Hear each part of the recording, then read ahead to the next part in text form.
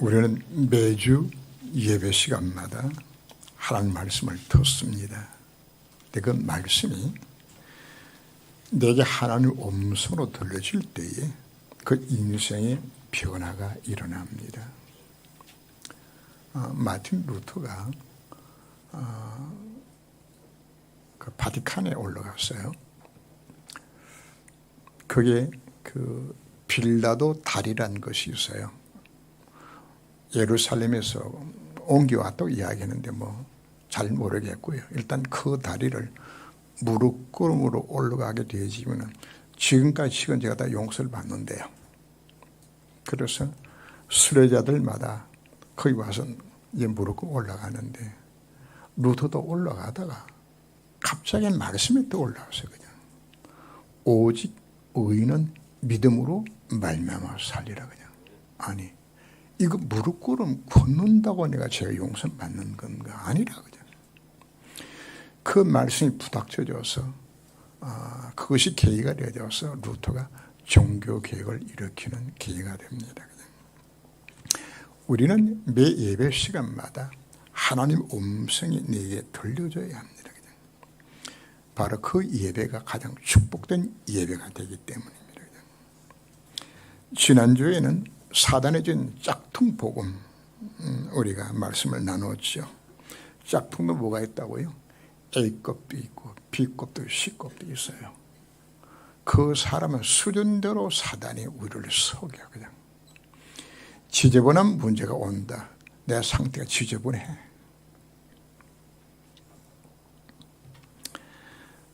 우리를 왜 공격할까요? 요한복음 10장 10절 상반절 보면은 도적이 오는 것은 도둑질하고 죽이고 멸망시키는 것뿐이요. 사단의 주 업무는 우리 영혼을 도둑질하고 죽이고 멸망시키는 것이에요. 그냥. 근데 문제는 사단을 공격할 때에 그 사람의 영적 상태에 따라서 속아 넘어갈 만한 곳으로 우리를 속이는 거예요. 그냥 손뼉도 마주쳐 소리 나는 것이지 한 손 갖고는 소리가 나질 않아요. 그냥. 그래서 속담에 이런 이야기 있죠. 그죠? 속이는 놈이나 속는 놈이나 꼭 같다고. 그죠? 속아 넘어갈 그 상태가 되었으니까 지금 사기당한 것이지 같다고 지금 이야기하고 있는 거죠. 그냥.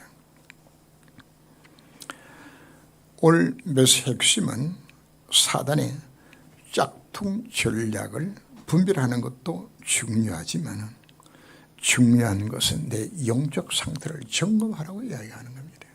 야, 네가 복음이라고 말을 하고 있는데 그 복음은 진짜냐? 네 껍데기만 복음을 포장하고 있지 네 속에는 지저분한 것이 가득 든 것이 아니냐. 그냥. 겉으로 볼 때는 교회 열심히 다니고 예배드리고 헌금하고 봉사합니다. 그냥. 수없이 복음이 들어서 잘 알고 있습니다. 그냥. 외부에 볼 때는 참 믿음 좋게 보여질지도 모릅니다. 그냥. 그러나 여러분들이 포장된 복음이요 그 속에 딴 것이 들어있다 그러면은 결정력 순간 여러분들이 무너지게 되어져요. 제가 성도를 보면서 저분이 저럴 수 있나 싶었는데 정말 복음 깨닫고 하는 것도 보여주는데 어느 날 보니까 이단이 빠져 있어. 그죠? 사실 뭐였죠? 복음은 포장되진 거예요. 그 안에 가짜가 있다고 말해요. 그냥. 하나님은 우리를 껍데기를 보지 않아요. 속 중심을 그분께서 보신다고요. 사무엘상 16장을 보면은 사무엘이 이세 집에 방문하고 왕으로 기름 붓기 위해서 그 집을 방문하죠. 그때에 이세의 7 아들들이 예복을 입고 그 예배에 참석했어요. 그냥. 큰아들을 보니까 정말 잘생겼고 핸섬하고 막 그냥 자기도 크고 말이야. 그냥. 그래서 사무엘이 야, 이 사람이 하나님 예배인장가 싶어서 기름불을 채워서 기름 부으려고 그랬더니 하나님께서 스톱하죠. 그냥 그의 용모와 키를 보지 말라. 내가 이미 그를 버렸노라. 내가 보는 것은 사람 같이 아니하니 사람 외모를 보거니와 나와는 중심을 보느니라. 시편 139편 2절도 보면은 주께서 내가 안고 일었음을 아시고 멀리서도 나의 생각을 밝히 아시오며 사람은 속여도 하나님은 못 속여요. 또 누가 안 속을까요?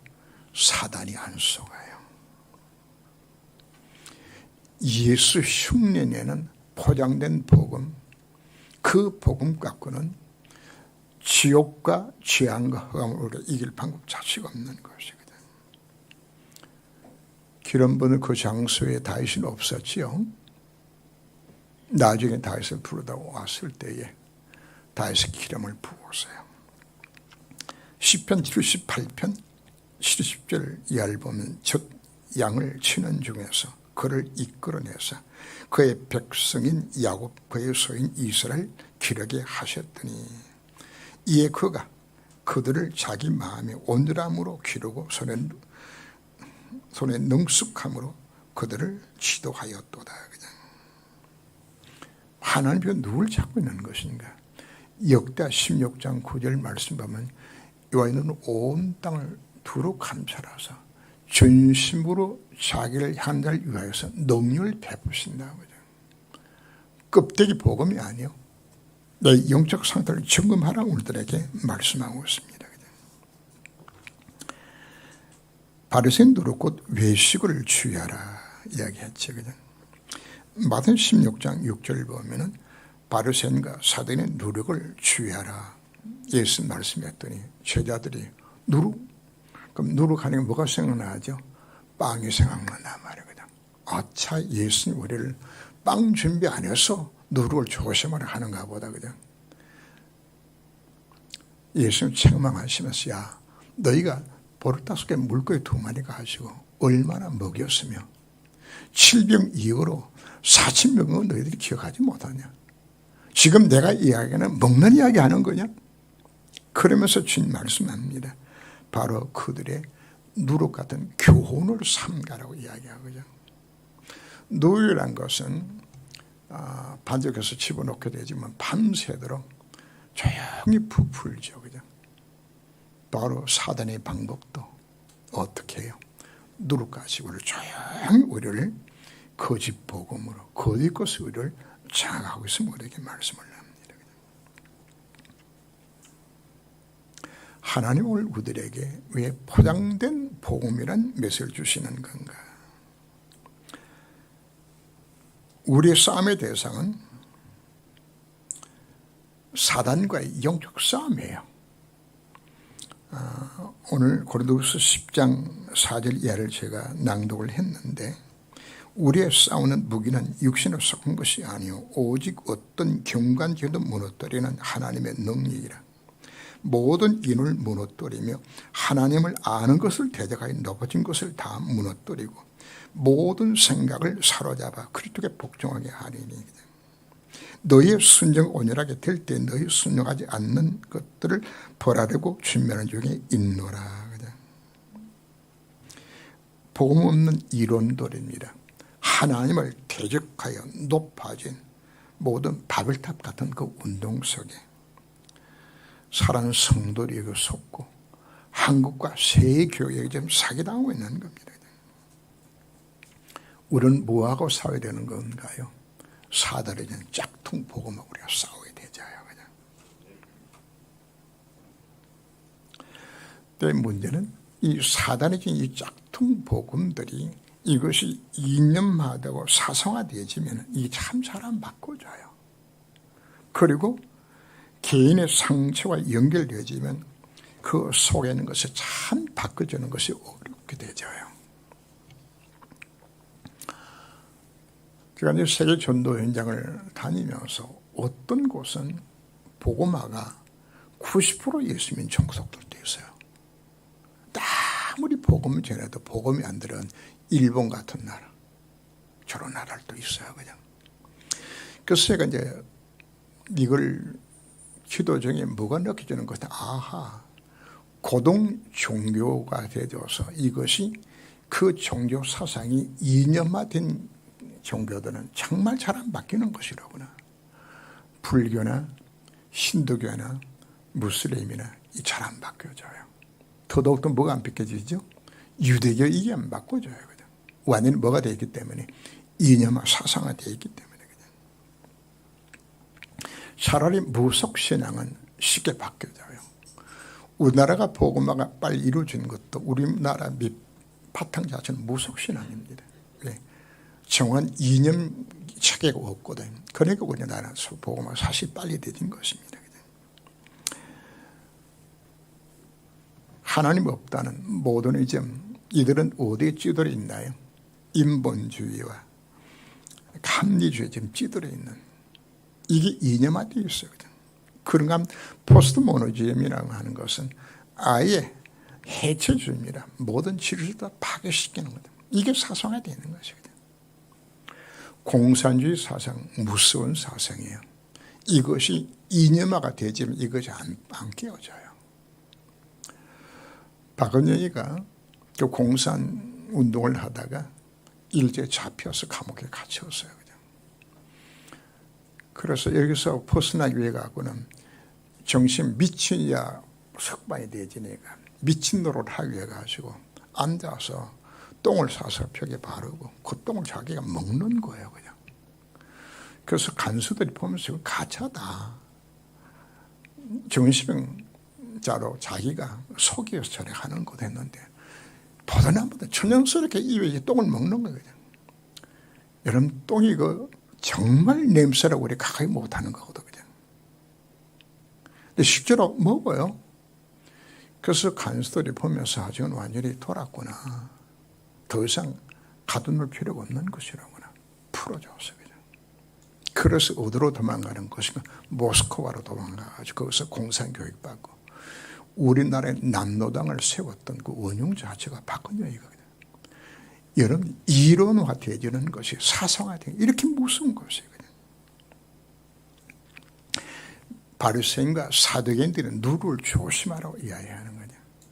바로 바리새 사상이 뭐가 되는 거죠. 이게 완전히 이념화 사상화되어지는 거예요. 사도행전들은 창 3장, 6장, 11장의 물질주의로 완전히 사상화된 것이거든요. 또 무서운 것은 각자마다 가지고 있는 상처, 실패한 경험들, 가난과 또 멸시와 소외당하는 것, 배우지 못한 것, 열등의식들, 이런 많은 부분들이 각자의 뭐가 들어있는 것인가. 이게 상처로 그 속에 지금 잡혀있는 것이거든요. 결국은 여러분들이 복음을 받고서도 이 상처가 치유가 안 되지만 이것 때문에 여러분들이 가정도 파괴되고 부부간의 갈등을 일으키고 흉한 범죄나 사회 문제 배경수가 뭐가 들어있나. 이 상처가 들어있는 거죠. 여자를 유기해서 강간하고 살인했던 강호선이나 유영철이나 전부 상처입니다. 이게 밑바닥에 들어있는 것이거든요. 수많은 성도가 복음 듣고 예수 영접하고 하나님 자녀가 되어졌는데 그가 갖고 있는 포장된 복음, 그 안에는 이념과 사상화되어 있는 잘못 각인 뿌리된 것이 이것이 가득 들어있을 뿐 아니라 뭐가 그것이 가득 차 있죠. 치유되지 못한 상처들, 열등의식들, 난 할 수 없는 분위기 생각들, 이게 지금 그것에 들어있는 것이거든요. 그래서 예수 믿고서도 정말 내 속에 더 이것에 치유가 안 되게 되어진다면 복음은 복음인데 전히 복음을 누르지 못하는 결국은 실패하는 인생을 살아갈 수밖에 없는 것이죠. 그래서 감추인 것이 드러나지 않을 것이 없고 숨긴 것이 알려지지 않을 것이 없나니 하나님은 내 믿음이 진짜인지 가짜인지 들추어내세요. 내 속에 들어있는 것이 어떤 건 내 속에 지금 숨겨져 있는 것인가. 하나님께서 이런 인생 가운데 왜 문제와 갈등과 위기를 왜 허락하시는 건가. 성도들이 꼭 필요하기 때문에 문제도 줘요. 자, 거의 많은 성도들이 문제가 생겨나게 되지만 문제 때문에 우리가 갈등과 문제 속에 빠지죠. 그죠? 그게 그 사람 영적 상태야. 그죠? 그리고 인간관계 갈등 속에 빠지고 위기 속에는 그냥 낭망자주라고. 그 사람 영적 상태야. 그죠? 하수기 물이 흘러내려올 때는 그렇게 지진해 보이지 않아요. 이게 이제 운동이 이루가 있게 되지만 물에서 그냥 맑은 물 위에서 그냥 지나가요. 근데 막대를 가까서 휘저으면 뭐가 나오죠? 그냥 온갖 쓰레기, 그냥 고개 뼈다귀 다 드러나는 거죠. 하나님 인생 가운데 문제와 갈등과 위기를 왜 주는 건가? 뒤집어 놔봐야 내 속에 뭐가 그냥 껍데기는 복음인데 아는 건 잔뜩 들어있는 것이거든. 문제만 생기면 불신하고 염려근심하고 인문을 쓰고 하늘보다 더 사람을 찾는. 예레미야 17장 5절 말씀 보면 무릇 사람을 믿으며 육신으로 그 힘을 삼고 여호와께서 떠난 그 사람은 저주를 받을 것이라고. 하나님이 나를 뭐하게 만드는 것인가? 내가 가짜인 것을 하나님께서 깨닫게 만들어주는 거예요. 여러분 인생에 문제가 뭡니까? 거기서 왜 온 것인지 찾으셔야 되는 거거든요. 창세기 13장을 보면은 롯의 종들과 아브라함 종들이 초장 때문에 싸워요. 이 갈등 속에서 아브라함, 아차, 본토 아비 친척집을 떠나라고 그랬는데 저 조카 롯을 안 보내가지고 이 문제가 생겼구나.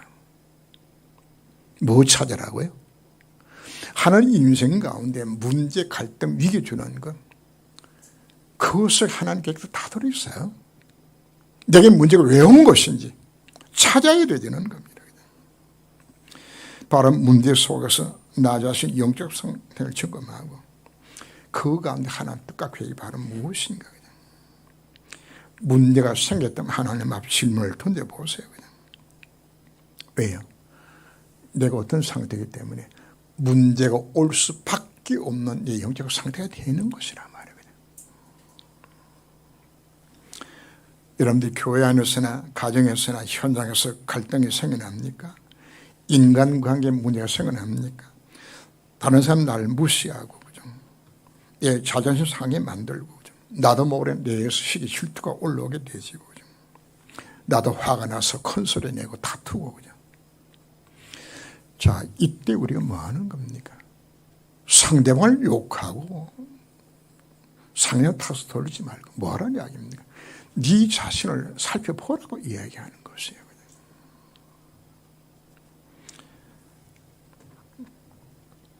다른 사람이 나를 미워하고 왕따시키고 욕을 한다면 내가 그렇게 상대 행동하지 않았다고 할지라도 상대방 눈에 그렇게 보여진 거예요. 나는 내 마음대로 살아갔는데 아니에요. 교회 여러분들이 하나님을 어느 수준까지 요구하는 것인가? 바로 요셉이 형들이 부들부들 떨고 있을 때 형님들이 나를 팔았다고 의심하지 마소서. 형님들이 나를 판 것이 아니고 하나님 우리가 좀 구원하시려고 먼 날 보내셨나요?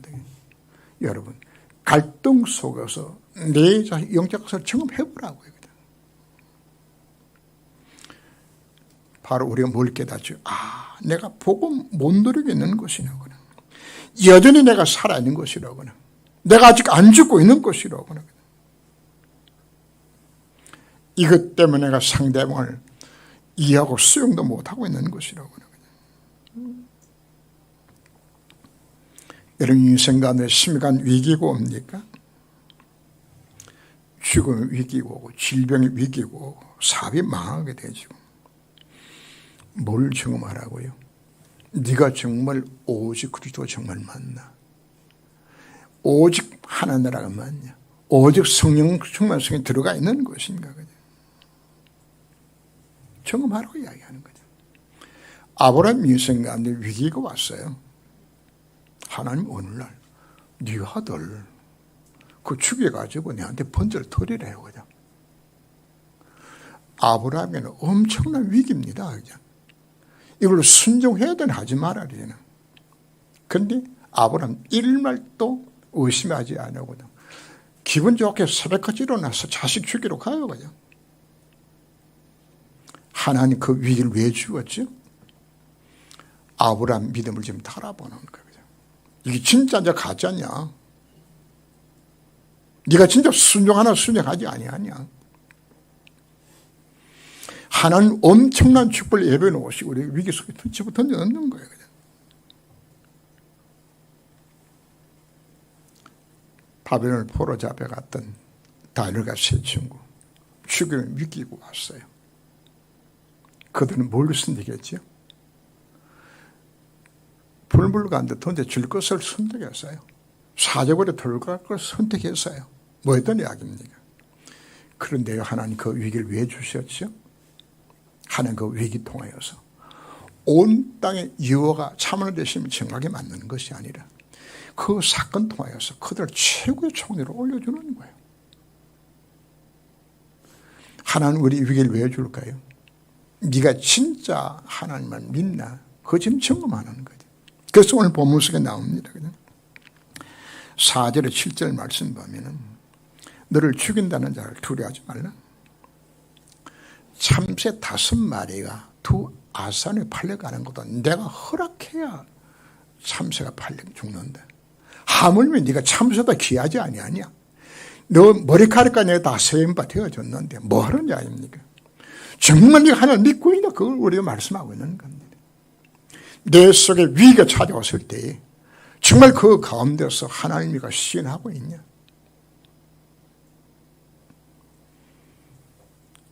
공산당이 교회를 포위를 하고 그리고는 예수 초상화를 교회 앞에다가 놔두고서 나갈 때 예수 초상화에 침 뱉고 발로 밟고 지나가면 살려준다고 그랬더니 그냥 다 침 받고 그냥 나이 80 넘은 할머니도 그냥 침을 탁 받고 발을 밟고서 그냥 살아야 되지니까 그냥 어린아이가 하나가 나오면서 그냥 침으로 더럽혀진 예수님 사진을 닦고서 그냥 가슴에 안고서 그냥 자 우리에게 그 사람의 믿음이 진짜 내 가정에 어디 알죠? 위기 당할 때 알게 되어져요. 하나님 위기를 우리에게 왜 주셨죠? 하나님은 전무후무한 최고 축복을 예배해 놓으신 그들에게 위기 주셨는데 많은 사람들이 위기 닥치면 뭐하죠? 다 무너지는 것이거든요. 다니엘은 오히려 위기를 뭐라고 받아들였죠? 하나님 앞에 감사함으로 하나님 앞에 아는 장면들이 나오죠. 마땅히 할 말을 성령 곧 그때 너에게 가르치리라. 나는 구절이 오늘 12장 10절에 나옵니다. 누구든지 말로 인자를 거역하면 사심을 받으려니와 성령을 모독하는 자는 사심을 받지 못하리라. 대다수 성도들이 문제만 생기면 불신하고 인부지 쓰고 갈등 생기면 남 탓하고 시험에 빠지고 위기만 생기면 사무소 예수 부인하고 다 넘어집니다. 당연한 겁니다. 하나님이 우리를 부르셨을 때에 처음부터 문제, 갈등, 위기 왔을 때 다 이길 줄 알고 부르지 않았어요. 넘어지고 자빠지고 불신할 걸 알고서는 불렀어요. 그냥. 여러분 실수한다고 해서 받은 구원이 취소되는 것은 아니에요. 그러나 여기에 성령을 모독하는 자는 사심을 받지 못한다고 이야기하는 것은 바로 당시의 바리새인을 두고 이야기하는 거거든요. 그것에 뭐가 여기서 생명이 없어요. 그런데도 복음도 들었어요. 그런데 이 복음을 바를 수 있는 준비가 안 되어 있는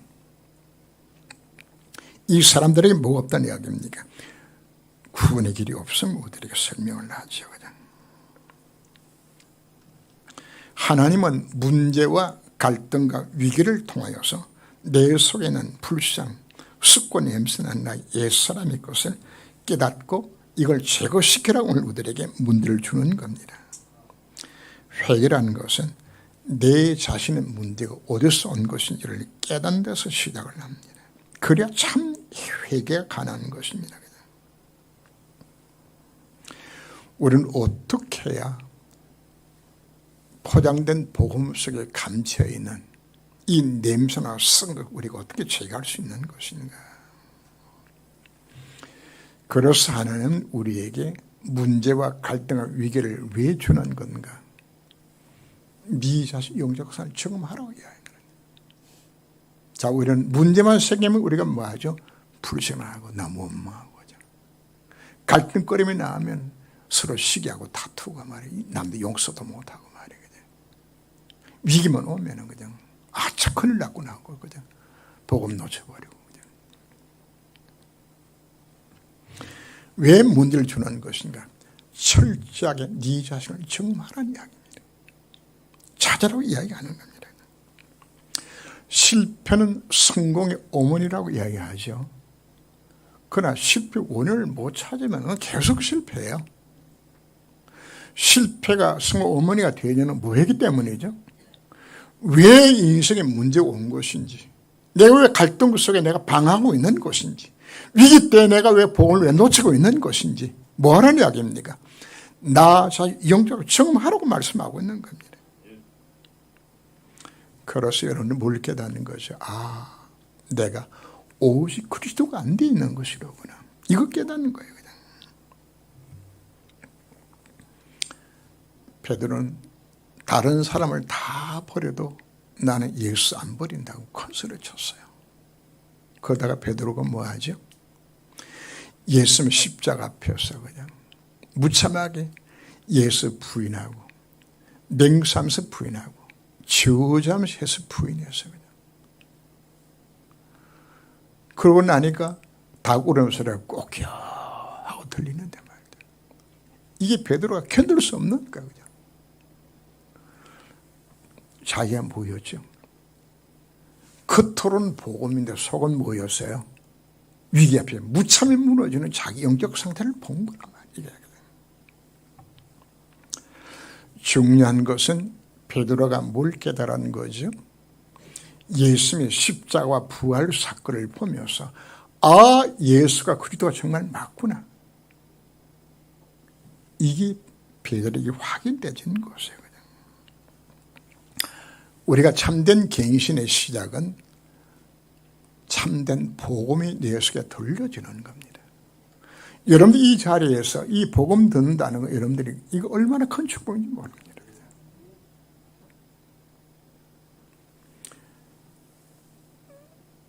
요셉에게는 아버지와 할아버지를 통해서 정확한 원생 복음이 전무되어졌어요. 전달되었어요. 모세에게는 누가? 어머니 요게벳이, 사무엘에는 누가? 어머니 한나가, 다윗은 아버지 이새가 뭘 전해주었죠? 정확한 복음을 전해주었어요. 여러분들이 복음 듣는 이 자리에 앉았다는 사실 자체 이게 큰 축복이에요. 그런데 하나님은 문제와 갈등과 위기를 통하여서 우리에게 뭐하게 만드는 것인가? 오직이 언약을 찾도록 만들어주는 거거든요. 우리에게는 정죄심판은 없어요. 이미 다 끝났기 때문에. 우리에게는 징계와 연단의 방법으로 하는 우리를 다듬어 가시는 겁니다. 자, 요셉과 모세는 정말 절박한 환경 속에 피해주는 거죠. 우물직 죽었죠. 형들은 괴롭히죠. 그죠? 모세는 지명수거자가 되어서 도망쳐야 되겠죠. 그죠? 그때 뭘 깨달았죠? 어머니를 통해 받았던 또 아버지를 통해 받았던 그 복음이 이게 생각나지라는 게 생각난 거죠. 그래서 그 위기를 어떤 기회로 삼았나요? 복음 잡는 기회로 삼은 것이란 말이거든요. 삼은 것이거든요. 사무엘과 다윗은 그 외로움 속에서 왜 내가 엄마 품을 떠나서 언약궤 앞에서 내가 살아야 되는 것인가? 다시 목동 시절에 그 외로움 속에서 뭘 찾았나요? 이 복음 언약 잡은 것이에요.